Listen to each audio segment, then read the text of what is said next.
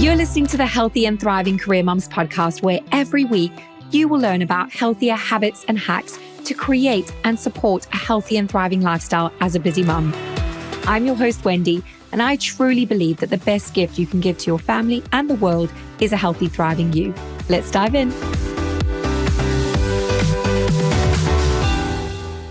Hi, lovely. Welcome to episode 11 of the Healthy and Thriving Career Mums podcast, season 3, where I have a wonderfully energetic, fun, positive, joy-filled guest for you today, my gorgeous friend, Jen Cross, who joins us all the way from LA today. I know, not jealous, sitting here in cold November in the UK while she's in the sunny LA climate. But Jen was actually one of the first mummy friends that I made when I first made a huge life change and moved here to Norfolk. So we have a very special bond around that, which we'll share more about. And what I love so much about Jen is how she supports mums on their journey from pregnant through to birthing, because she's actually a qualified hypnobirth instructor, as well as the fact that she has been so successful in running multiple businesses. So she really brings all the career and business coaching with it as well. So she's just got the most incredible skill set that she uses to support mums, which is why I wanted to bring her awesomeness to you today. But before we do that, I just wanted to remind you about the incredible resources we have as part of this community. We have our Facebook community. We have our meal planner. We have my Wendy's Weekly Share, which I send out every Tuesday, which has got more tips, tools, training for busy mums just like you. So if you haven't subscribed or got involved in any of those resources, do so right now. And if you're getting value from this podcast, I would really appreciate if you took 2 seconds to leave a 5-star review so that we can reach more mums on this journey. Right, let's get stuck into today's episode. So hello, everybody, and welcome to this episode with my gorgeous friend, Jen Cross. Now, you won't believe, if you're watching the visual version of this, obviously most of you will be listening to this, but if you're watching the YouTube version of this, because all of these episodes and videos are uploaded to YouTube now, so you can choose what you prefer, you'll see that Jen is looking so glamorous and gorgeous. But when I found out what time of the morning it was, I was like, how do you look so wonderful? But that's just because Jen is the most amazing, joyous light in my life. And I'm so excited to interview her all the way from LA today. Welcome, Jen. Oh, and thank you so much for having me. Honestly, it is toner. I was spraying it on. I will glow. Top hacks. We'll get to those questions at the end. But so Jen she's like my business bestie, mum bestie friend that I first befriended when I first moved to the county of Norfolk, where I knew not a soul. And we connected through a mum's Facebook group. So huge fan of Facebook communities. As you know, we have the Healthy and Thriving Career Mums community, which I'm always going on about because I just think it's so important. And put my big girl pants on one day and I messaged her and I was like, I think we have quite a bit in common. Like, do you fancy meeting for a cuppa? Thinking she'd be like, who is this Fruit Loop? And you said yes. And we met up and we realized we had so much in common, which I knew we would. And it's just gone from there, hasn't it? I think you can always tell if you're someone who's traveled and you're used to making friends with anyone from any walk of life, you can recognize those people, I think. Yeah, I know I can. Well, this is it. So you were just saying to me how with your recent move from Norfolk to LA, you've been on a similar journey because you've only been there coming up for 3 months. Yeah. And you've met so many people already, and you got into so many different community groups and stuff. So just give us a bit of a whistle-stop tour of your story, who you are. Like, obviously I've said you're from Norfolk, but yeah, give us the Jen quick summary. Oh my gosh, the quick summary. Well, no, there's actually can't, because you had so many different careers and I mean, yeah, tell us all. We want to hear. Okay, I'm Jen from Norfolk.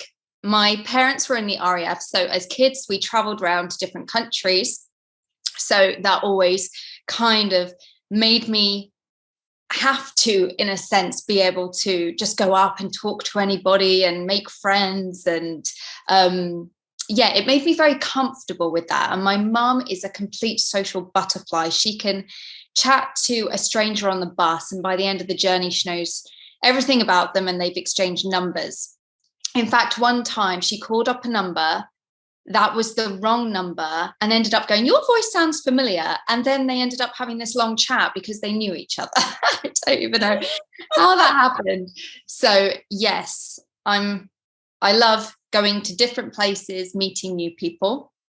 I've also had 2 children, and alongside them, I've had businesses. So with my first son, I had a bridal boutique. And then with my second son, I have a baby business, and which is continuing today. So I have a business called the Pregnant Solopreneur, and that focuses on working with women who are interested in bringing about alignment, not just to their motherhood journey, but to the business journey, and having them side by side and working really well for them.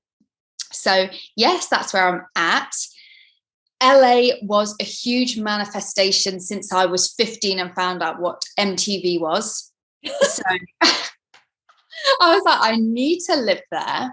So it's always just been in my mind. When I was 19, I said, I am going to live there, and then found out about the green card and was like, oh, it's not as simple as that. So kind of thought this will just be a holiday thing. And then I met my husband, and the first conversation we had, no joke, he said, do you like LA?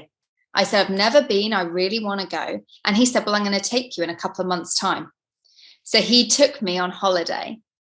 And what's interesting is he also has a tattoo with my favorite number on it. So that was really interesting when I met him. So anyway, we always said together, we will move there one day. And every single time we came on holiday, we looked around areas and we were like, we will live here. And then last year, we saw a job. He saw a job, but we found it, and we were like, let's go for it. So we went for it. He got it, and here we are. And it is the craziest thing, because now we're driving around the streets that we came on holiday to.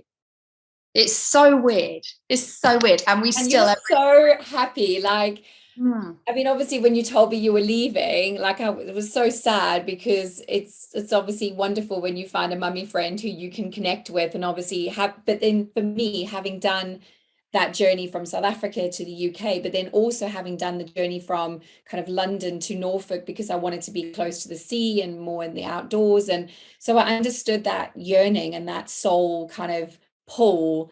And I knew LA was your dream. So for me, that was just like, oh, it's like that bittersweet. Like, I'm so happy for you. And also we have like a mutual friend, because one of the girls in my daughter's class is your best friend. So whenever I see her every day, I'm like, we miss Jen. So I know that you're so happy and that you are absolutely thriving. And so talk us through like what a typical day looks like in your life now. Carpool. This is very exciting. Tell me about carpool. Tell them what you said to me earlier, that you said to the headmistress.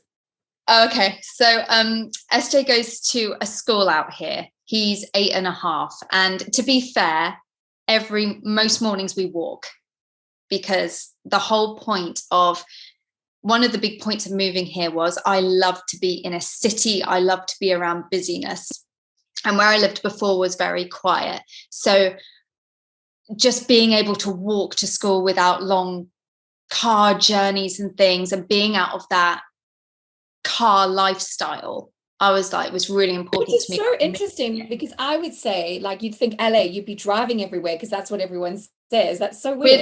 We're the only people who walk. I will just say that. Really? Yes. Yeah. Whereas obviously here in the UK, everybody walks to school in the morning, like, especially because I'm in a village. It's like very much the village schoolness of it. Yeah, but on the pickup, because it's been incredibly hot, and I've been conscious of Brody being in the buggy. Okay, rub it in. Sorry. I've been carpooling it, which means that you drive up to the school, go to the front door, and basically just your kid gets out, and then you say bye, or the kid gets in. It's brilliant. And I said, is it like in the movies where you get those like crazy moms who are like, and if you don't do the carpool right. Oh, there's a TikTok at the moment, isn't it? We have a protocol, people. My biggest thing is when I panic, I can't find the unlock button on the door. And SJ's going, I can't get out. I can't get in. And you're like, panic, and it's like, oh my gosh, has anyone beeped you yet? No, not yet. Not yet. Oh, I have had the finger up at me for a prolonged amount of time on the freeway. Oh. Someone completely cut me up and then just did this huge prolonged swear. For ages. That was okay. So anyway, this carpool, I said the headmistress before I realized she was the headmistress. So I was being slightly playful with her. I said, oh my God, I said, this is so like ordering a cheeseburger. I said, you just literally pull up and there it is. And she goes, what do you mean? I went, well, it's like a drive-through, isn't it? Oh my gosh. Are you finding it culturally different? Yes, very, very, very. We just had this conversation before we started recording. That everybody is super, super lovely, but there is a certain distance that comes with that. And I've made quite a few friends out here already, or acquaintances at the moment. And four different ones have come from the UK. And one of them, who's was a psychotherapist in the UK, she said, I've been here for 10 years and you can have gorgeous chats and lunches with people, but it doesn't go to that deep level often. That's what my sisters, I've got two stepsisters who live out in the US, and they've said, like, I was always quite surprised with the level of friendships I've had here in the UK versus like their circles of friends are very small. And it's, as you say, it's very surface deep. There's not that kind of the deep level of, and the American population seem to be a very friendly people, but as you say, like, and I very much appreciate that about the UK, because I'm like, TMI, make everyone my best friends. I'm going to tell you like everything I probably shouldn't and be completely inappropriate. And so I'm not sure if the Americans would like me. And I think it depends as well which state you're in, because I mean, LA is a melting pot, isn't it? It's a real cultural melting pot. And they're very laid back, you know. They've got is your sense of dressing, like, what's your sense, like, has that changed? No, I am so. You always dress very LA here, though. I'm stuck in my ways. I'm not stuck in my ways. I just, with clothes, I know what I like. I'm very kinesthetic, so it's all about the feel. So I don't think that will ever change. I think what I struggle with, that's not the right word, but like, whenever I've gone to conferences in the US, I've always been so shocked at how casual everyone is. Like when they say business casual on the dress, like business casual in the UK is not the same as business casual in the US. Like it's just such a level of casualness. I mean, I do like to dress up. Yeah, maybe that's why I haven't found it so different, because I was never a huge one for dressing up. Even going out on nights out, I would wear skinny jeans and a baggy dressed up top. So saying that, you probably put some heels on, a leather jacket. For sure. Like, always did.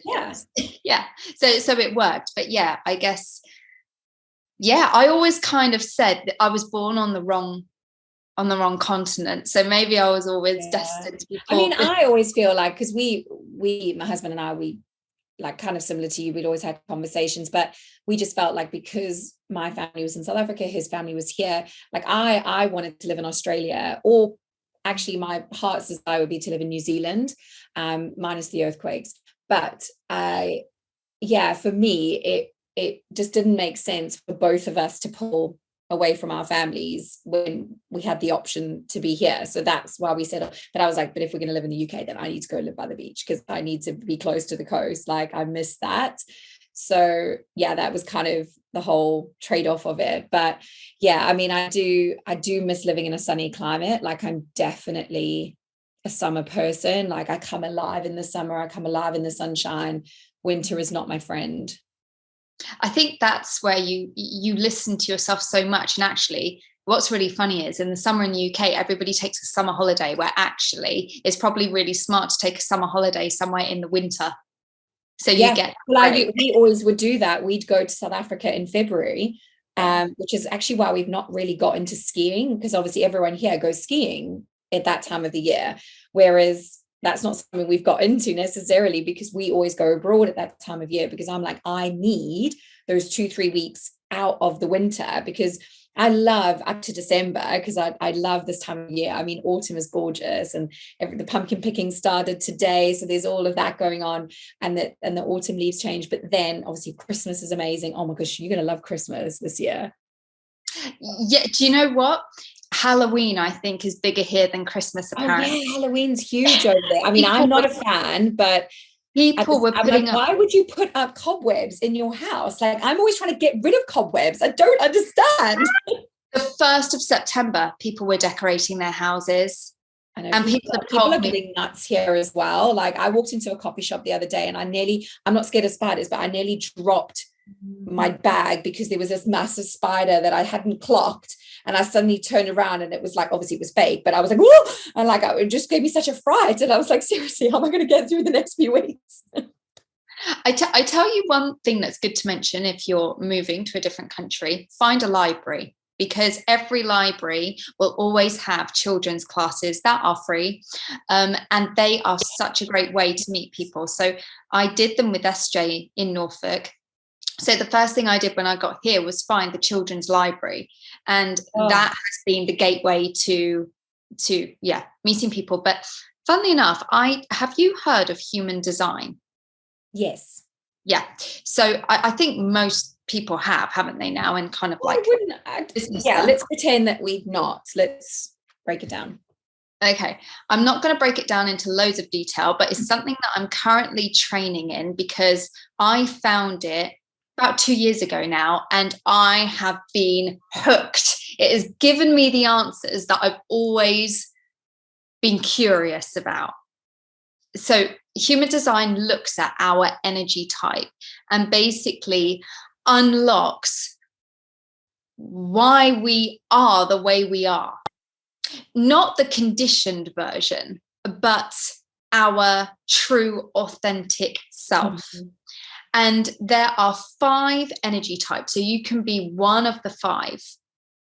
And you find out what you are by going onto a human design website and getting your chart. And you get your chart by typing in your name, your date of birth, where in the world you were at your birth, the time of birth. So it's linked to astrology. Yeah. And I just had this moment of doubt, thinking, is it linked to astrology? Anyway, we won't go into the huge details about it at the moment and the background. That'll be for another time. But anyway, works on your energy. So you can be 5 energy types, one of the 5. And every energy type operates differently.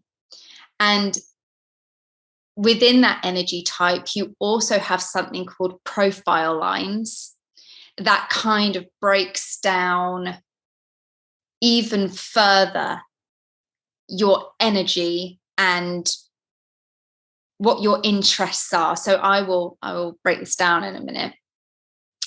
And then it gives you a strategy. So I'm just going to use myself as an example. I am a manifester. I'm 9% of the population, 9 to 10% of the population. And I don't have consistent energy. So I will have bursts of creative energy, and then I will have rest periods that can last an incredibly long time. So in terms of consistency, I'll let you know when I am in the mood to do something. I see that about you, because like, one minute I see you doing stuff, and then next minute I don't hear from you for like weeks. And it's like, that makes so much sense now. Right. My strategy is splenic. So I am somebody who, I hear a little voice saying, go do this. And I'm like, I'm going to go do this. I'm going to go do it now. And it won't make sense, but to me, it'll make sense. And I am very drawn to fear. I get excited by fear. I'm an adrenaline junkie, which is one of the reasons probably why I was drawn to hypnobirthing, because hypnobirthing is all about combating fear. Well, a big chunk of it is about combating fear. Mm-hmm. So if I'm scared, instead of shying away from it, I'll be like, right, how can I break this fear? Mm-hmm. So Now, my profile lines are a 2-4. Your 2 is what you are aware of, you're conscious, and then the second number is your unconscious. So it's what other people see of you. So I am a hermit opportunist. So I am very introverted. I like spending time on my own. We were just talking before this, and I love research. So I will go down a rabbit hole and absolutely research something for hours and hours. Not by my definition, but I'm a naturally gifted person. So I can just pick up things. I won't understand why for other people it takes a long process. I'm like, just do it. Just go and do it. Yeah.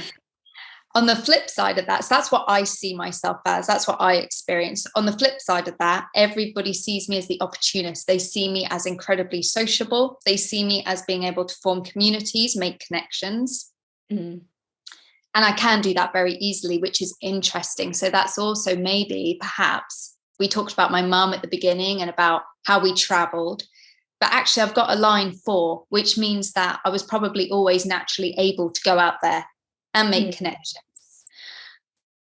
So when I read all of that, I was just like, oh, this makes sense, because quite often as a child, I would be, I don't know if I was labeled lazy, but I was very aware that I didn't have this consistent get up and go attitude. I didn't have, well, nobody has constant motivation, but I found it very difficult to just be forced into doing something. I would do it when I felt ready. I couldn't work to a routine of, it's 5 o'clock now, I'm going to go and do my homework. Couldn't do that. It had to be when I had that, yep, we're good to go, I'm going to do it. And then lastly, with the human design, which is so, so important, you find out your strategy and your not self-theme. So your not self-theme is, it's when you get a sense of that you're not in alignment. And for a manifester, it shows up as anger. Now, you only have to ask my kids.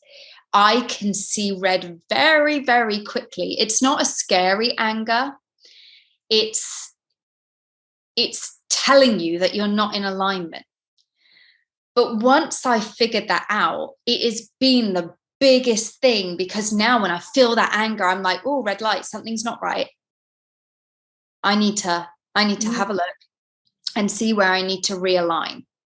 So that's your not self-theme. And then you have your strategy, and it tells you, how can you be in harmony in the world? How do you know when you're in alignment? So I have to inform people. As a manifester, I don't need permission from anybody or from anywhere to go with an idea. I will just go. So I don't need anybody's opinion to tell me that my idea is right for me. I don't need to build reviews in my business to give me that permission that my coaching is right. Which all sounds very big-headed. No, but I love that. When you decided to move to the US, like, because I know when I've made decisions, like when we decided to move to Norfolk, which is not the same as moving countries, but it felt like it, because people are like, what? Why? And I'm like, because it just feels right. And people are like, no, but why? Like and I know you had the same thing with moving to the US, like, but when you told me, I was like, good for you. Like, I'm so sad you're going, but good for you. Because I think I could just really understand that. As a manifester, everything happens in our head. We don't think to tell people what we're doing. So quite often I'll have all these things happening in my business and I'll be like, haven't told anybody anything. It's just in my head. So I'm learning that I have to inform people, especially my husband, who's not a manifester. I mean, he always said that I don't think the same as everybody else. I was always hugely offended. But now I'm like, oh, I'm starting to understand what you see. And he'll be like, I can never read you. I never know what you're thinking. So that's been a huge game changer in our relationship. So yeah, that's been a big. I think with all of that being said, like, that's so fascinating. And I'm so much of what you say there that I'm like, oh my gosh, that's me as well. Like, that's totally me. Is having that self-awareness. And I think that's so important. So much of the work that you do with your business, and obviously we touched on hypnobirthing there, which I hypnobirthed, people think I'm mental because I had a home birth, and they're like, I was talking to a midwife the other day, and she's like, oh, good for you. And I was like, oh, would you have one? She's like, not a chance. I was like, what, really? And I know you had a home birth as well. But yeah, I remember people thinking I was balmy at the time. But I think with any of that stuff, it's so important as a woman, I feel, to just advocate for yourself in the sense of knowing what you need and having that self-awareness, however you need to gain that, whatever path you need to go down to find that. But I think so when people say to me, and I know you get the same, Jen, like people are always really inspired by you. They're like, oh, you're so amazing, all the things you do and blah, blah, blah. But I think when you just have a really clear awareness of who you are and what you want in life, like the how just takes care of itself. Whereas I often see when moms feel discombobulated, it's because they are so not aware of what they need. I was going to say two things, and one of them just keeps coming in and going, which is so incredibly frustrating. So maybe it'll come back. But one of the other things was, I didn't want to be called mum. I didn't identify with the label of mum. I didn't identify with what that looked like for me, or what I saw the mum looking like, that it's a step back in the career. It's a huge sacrifice. You become the center of all jokes in society. You're just mum. I mean, I'm not even called auntie to my niece and nephew. I'm called AJ, Auntie Jen, because I don't like the label of auntie either and what that conjures up in my mind. But what I'm learning is we can actually define our own label, because we're all individuals. So I can absolutely be mum to my boys, as in the title, because I feel very motherly in every sense. I always wanted to be a mum. I just didn't like the label. And I now am completely saying, I'm going to mum my way. And that's been hugely empowering. And I was just going to say one last thing on human design. As a lot of us do who are in business, we seek coaches ourselves. And when was it? Probably last year, I went to a coach before I began this huge, right, I'm going to invest in human design. I'm going to go completely down it and really dive in. I wanted a coach to tell me that my business idea was a good idea and that I should do it. So I was looking for permission for somebody to go, yeah, that's a great idea, you go for it. And that is not how I'm made up. That is not my energy.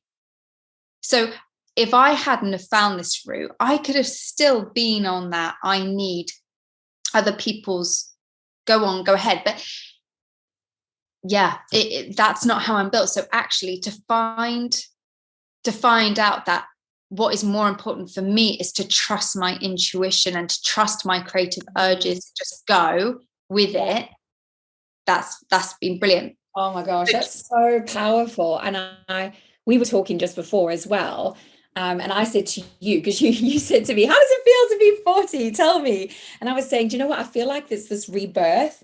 I feel like I'm connecting with so many nuances and reevaluating so much. It's such a good checkpoint, isn't it? To be like, I'm halfway, like I'm planning to live to 150, but it's like where I'm at, am I on the path? Am I in alignment? And whatever your beliefs, whether you're spiritual or believe in astrology, or I'm a Christian, so my set of beliefs is different maybe to yours, but all of it is just this awareness of what you need. And I think that's so important, and understanding who you are. That's why I'm loving these interviews with inspiring moms like you, because I think it's just so lovely to see the complete breadth of different people and how they are embodying the sort of the healthy and thriving, because it's very different for everyone.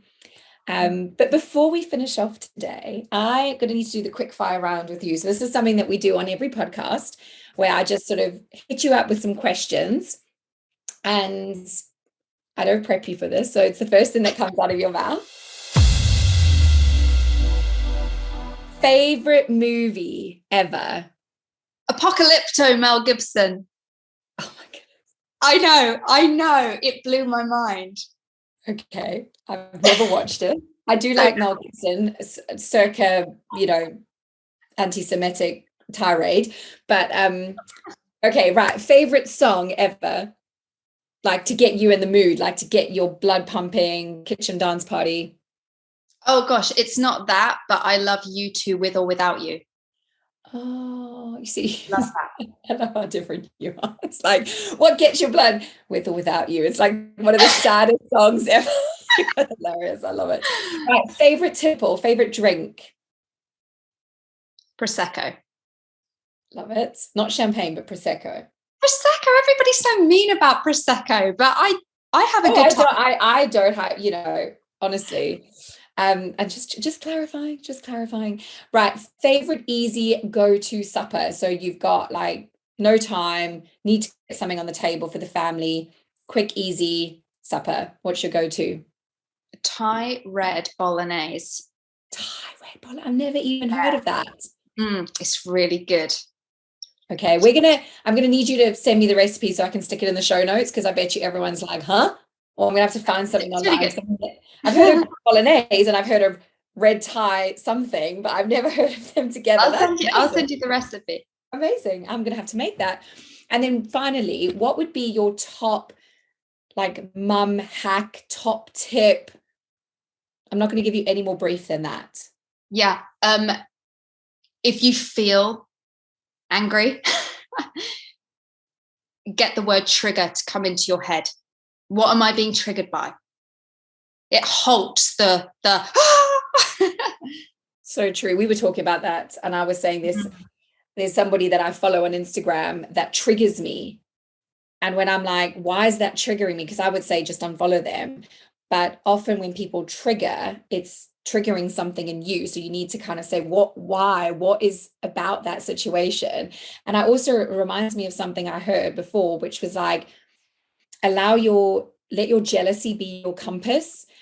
I don't know if I've got that right, but it was basically, because again, you saw, don't be jealous of people, but it's like, we're humans, we're going to be jealous, but it's like, why are you jealous? What is it about that person or the situation, or that, what is that jealousy? Allow that to kind of show you what's next. Like, why is it that you're being triggered by that? Why are you jealous? And that kind of give you some very big clues about maybe what you might be feeling you don't have enough of, or you want something that person has. So that just made me think of that. So anyway, but yes, Jen, I obviously could talk to you forever, but I'm going to let you go because I know you've got a fabulous tell us quickly what you're going to do today. Because this woman, are you okay for me to say where you live? Yeah. Okay. Yeah. So she's in Orange County. Yeah, we're in Huntington Beach, Surf City. And today, very different to Huntingdon here in Norfolk. I think so. So they love their events. Every other weekend they've got a big event. This weekend is copters and cars. So they bring in loads of fun cars and helicopters. We're gonna have a little look around. That's hilarious. And then you said food shopping, and you said you've got a really nice organic place near you. And yes, that's a really good price as well. Is food expensive out there? Yeah. You said it's like a fast food place every second. Oh, there is. Yeah. I mean, the amount of burger. I mean, I thought McDonald's was unique because it's red and yellow, but actually over here, McDonald's isn't that big. Yeah, there's In-N-Out Burger, and there's that's special. What's your favorite cookie? That's the question. Like, if you had to get fast food in the States, what would you get? I know this is the In-N-Out Burger Career Mums podcast, but In-N-Out Burger. Okay. And you can order it with lettuce leaves, so you don't have to have the bun if you don't want the bun. Is that an LA thing? They've thought of it all. Oh my gosh. I love a burger, but I love it in lettuce leaves, and people think I'm nuts. And I'm like, well, I prefer not to have gluten, but I don't want horrible gluten-free bread because that's so full of rubbish. So I just would rather have lettuce leaves, thanks. But I still want the burger. I knew when I was in Orange County because I went to my hairdresser and I said, oh, there's just so much gorgeous food out here. I said, gorgeous fast food. I said, the fast food. I said, oh my gosh. I said, honestly, I'm working my way through it. And she went, instead of going, oh my gosh, it's lush, isn't it? Or something along there. She goes, the whole hairdressers just looked around. They all just went, be careful. Don't get fat. That's hilarious. Oh my golly. Oh my gosh. Well, thank you for all your top tips about LA and changing countries. And where can people find you if they want to connect in with you and the Pregnant Solopreneur? Okay, so I'm on Instagram and it's _pregnant_solopreneur. Love it. Love it. Love it. And yeah, because obviously there's a host of services that you offer with that. So that is definitely the best place to find you. I love your Instagram post. You give so much value in one post. I'm like, I need to seriously channel Jen in my posts. Like every time I read a post, I feel like I learned something profound about myself. So they are very powerful. I can see you're so genuine and authentic in how you connect with people. So, and we've obviously learned why today, human design. Oh, exactly the same for you. I love your account and I love everything you've created. And do you know what? For everything that everybody says bad about social media, I love it because I just meet the most gorgeous people. I know. Well, I wouldn't have met you if it hadn't been for social media. Hadn't been for Facebook, I wouldn't have met you. So yeah, I just think, I don't think anyone ever bashes social media nowadays, do they? Really? Although I do feel like as parents, I want to shut the internet down. But at the same time, it does present so many amazing benefits. But anyway, on that note, have a wonderful day and we'll speak to you very soon. Bye. Thank you for tuning in today. I am so grateful for you. If this episode has resonated, make sure you visit wendygriffith.co.uk to discover more of my content and my fantastic free resources to support you in thriving. Or if you'd like to continue the conversation further, drop me a DM via Instagram at Wendy Griffith Live Healthy. I'd love to hear from you. Until next time, keep thriving.